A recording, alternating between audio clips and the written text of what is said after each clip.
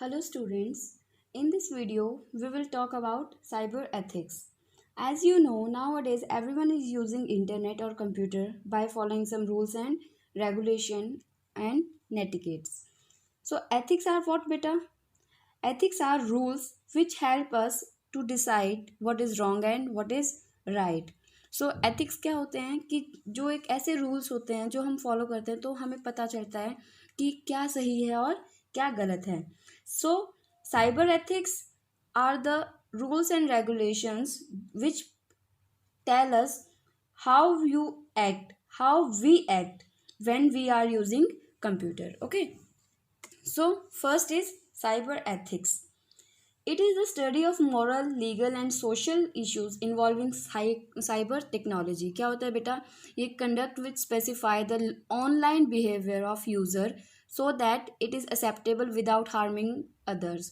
जब हम कंप्यूटर या इंटरनेट यूज़ करते हैं तो उस टाइम पे हम किसी दूसरे बंदे को या किसी अदर पर्सन को हार्म ना करें, तो उस चीज़ को वो बिहेवियर हमारा होना चाहिए. ओके, तो वो हम किससे कहाँ से सीखते हैं? साइबर एथिक्स से.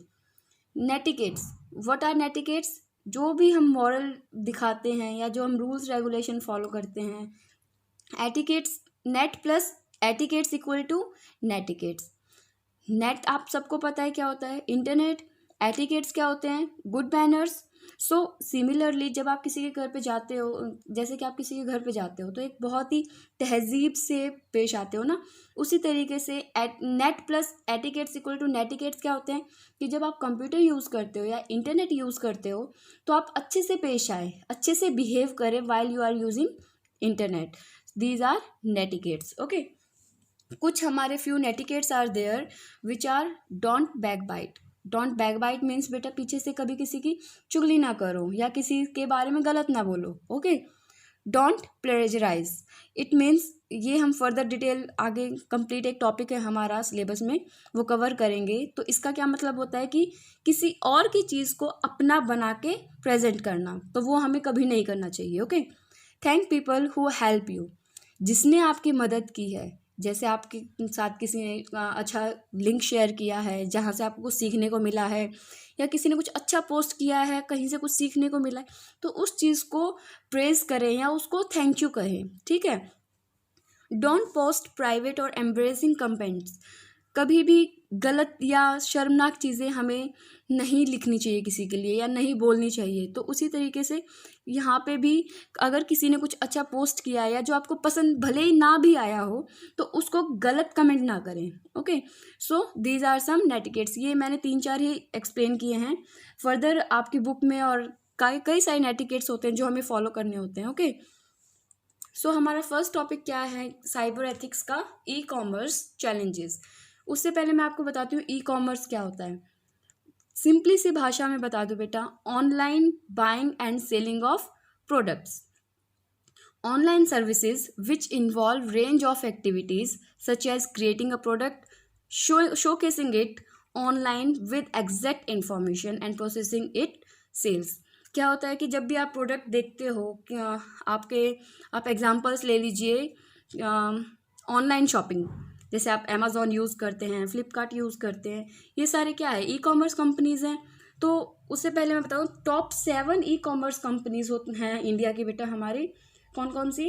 Amazon, Flipkart, Myntra, Jabong, ShopClues, Snapdeal and Paytm mall. ये हमारी टॉप 7 ई कॉमर्स कंपनीज़ हैं इंडिया की. ओके, तो मैं बात कर रही थी ई कॉमर्स चैलेंजेस की.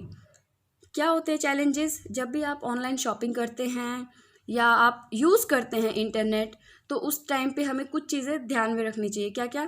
First is privacy. प्रिवेसी क्या है बेटा? It is the most important factor because it builds trust among users और कस्टमर्स. ये सबसे इम्पॉर्टेंट फैक्टर क्यों बोला जाता है? बिकॉज एक ट्रस्टवर्दी होना बहुत इम्पॉर्टेंट है किसी भी फील्ड में, चाहे आप प्राइवेट सेक्टर में या पब्लिक सेक्टर में, या आप ई कॉमर्स से जुड़े हैं या आप फेस टू फेस शॉपिंग कर रहे हैं, तो एक ट्रस्टवर्दी होना बहुत इम्पॉर्टेंट है. सो प्रिवेसी एक ऐसा फैक्टर है जो बिल्ड करता है ट्रस्ट को. अगर कोई कंपनी आपको प्रिवेसी प्रोवाइड कर रही है, सिक्योरिटी प्रोवाइड कर रही है, इट मीन्स वो कंपनी या वो मर्चेंट कंपनी हमारी बहुत ही अच्छी लेवल पे है. Next, during an online transaction, many personal details of customers such as credit, debit card number, etc. are provided to the merchant companies. जब भी हम ऑनलाइन ट्रांजेक्शन्स करते हैं, ट्रांजेक्शन्स बाइंग एंड सेलिंग, तो ऑनलाइन ट्रांजेक्शन्स करते हैं तो उस टाइम पे हम बहुत सारी डिटेल्स होती हैं हमारी, debit card number, credit card number, personal details होती हैं, बैंक अकाउंट नंबर, ये सारे हम क्या करते हैं, एक्सचेंज करते हैं या हम प्रोवाइड करते हैं, तो उस चीज़ को हमें ध्यान में रखना होगा. Okay. Next, sometimes these are sold to other companies to make profit which may lead to cyber crime against the user. कई बार क्या होता है, जो फेक कंपनीज होती हैं या जो ट्रस्ट वर्दी कंपनीज नहीं होती हैं, वो क्या करती हैं कि हमारी डिटेल्स को, कस्टमर की डिटेल्स को फर्दर लीक कर देती हैं या कहीं किसी दूसरी कंपनी को बेच देती हैं ताकि उनको प्रॉफिट हो, और फिर वो किस में कन्वर्ट होता है, साइबर क्राइम में. So better while we are using internet और e commerce we have to follow the privacy challenge. Okay. और इसी वजह से जितनी भी हमारी मर्चेंट कंपनीज है, they are using HTTPS SSL protocol along with firewall. HTTPS होता है हमारा hyper text transfer protocol secure. Okay. जहाँ पे S आता है वो हमारी सिक्योर प्रोटोकॉल होता है. नेक्स्ट, SSL हमारा सिक्योर सॉकेट लेयर, ये भी हमारा एक प्रोटोकॉल है जो सिक्योरिटी प्रोवाइड करता है. सो मेनली जो हमारी मर्चेंट कंपनीज हैं वो हमारी सिक्योरिटी प्रोवाइड करती हैं. Next is online fraud. Fraud क्या होता है बेटा, धोखाबाजी. ओके. ऑनलाइन फ्रॉड क्या होता है, धोखाबाजी धोखाबाजी using internet. Okay. So it is the act of cheating committed using internet. It may involve providing fake information, false and incomplete information to lure the user into spending their wealth into scams. कई बार क्या होता है बेटा, जो आपकी fake companies होती हैं या जो आपकी ई कॉमर्स कंपनीज होती हैं, वो कई बार फेक इन्फॉर्मेशन प्रोवाइड करती है या इनकम्प्लीट इन्फॉर्मेशन प्रोवाइड करती है यूज़र्स को अपनी तरफ प्रभावित करने के लिए. ओके. सो ये चीज़ भी ध्यान में रखनी है आपको कि ऐसे ही किसी के लिंक को फॉलो नहीं करना है, ऐसे किसी की कॉल का आंसर नहीं करना है. एग्जाम्पल्स हैं इसके, price claiming, charity fraud. Price claiming क्या होता है, कई बार आपके पास मैसेज या ईमेल आती है कि आपने इतना प्राइस जीता है, इस लिंक पे क्लिक करिए, तो वो आपकी फर्दर जो डिटेल्स आप धीरे धीरे क्लिक करते रहते हो और वो आपकी अकाउंट डिटेल्स को हैक कर लेता है. सो ये होता है हमारा ऑनलाइन फ्रॉड. कुछ प्रिकॉशंस हैं ऑनलाइन फ्रॉड से बचने के लिए, जैसे कि don't share your user ID. अपनी यूज़र आईडी ईजिली कभी शेयर मत करो किसी के साथ भी. Next, avoid using online transaction using public wifi.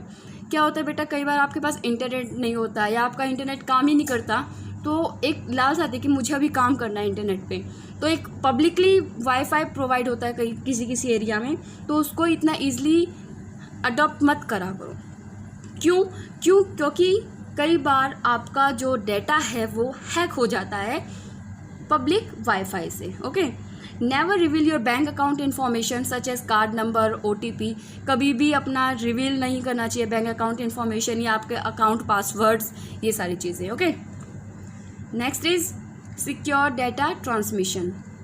Secure data transmission means, data transmission क्या होता है, एक जगह से दूसरी जगह पे डेटा ट्रांसफ़र करना. सिक्योर डेटा ट्रांसमिशन, जो भी हमारा डेटा है वो सिक्योरिटी से ट्रांसफ़र होना. सो it is the transfer of data over a secure channel using encrypting protocol. Encrypting protocol हमारे कौन कौन से हैं, SSL, SSH, ETC. Okay, etcetera. HTTPS also हमारा सिक्योर प्रोटोकॉल है. तो इनक्रिप्टिंग वर्ड यहाँ पे आया, वो क्या होता है बेटा, encrypting word is the processing of sending data with a security key. एक सेंडर है और एक रिसीवर है. तो जो सेंडर है वो जब डेटा सेंड करता है सिक्योरिटी के साथ, वो हमारा इंक्रिप्शन होता है, और जब सिक्योरिटी से सेंडर रिसीवर डेटा ओपन कर लेता है वो होता है हमारा डिक्रिप्शन. ओके.